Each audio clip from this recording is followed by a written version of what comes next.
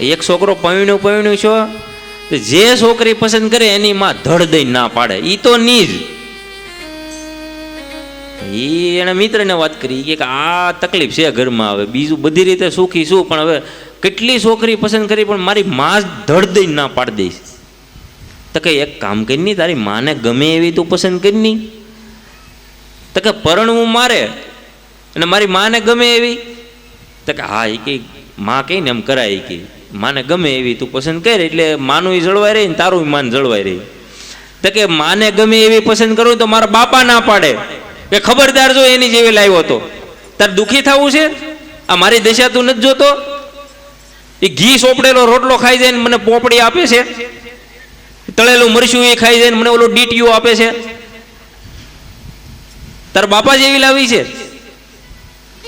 એટલે બાપુ ઉતાવળ ન કરવી, થોડીક ધીરજ રાખવી.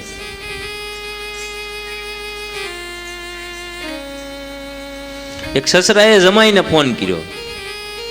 હા પપ્પા, હા કુમાર, કાલે તમારે અહીંયા આવવાનું છે અને મારો દીકરો અને તમારો સાળો, એના માટે આપણે કન્યા જોવા જવાનું છે.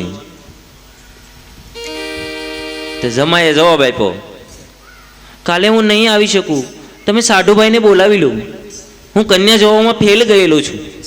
કે તમે જે વાટા પ્લાસ્ટર કરીને બટકાવી દીધું એ કે હું નહીં આવું, મારા હાડુભાઈને બોલાવી ગયો. ને હાડુભાઈ નો અર્થ શું થાય? એક જ કંપનીથી છેતરાયેલા બે પુરુષ, એ હાડુભાઈ.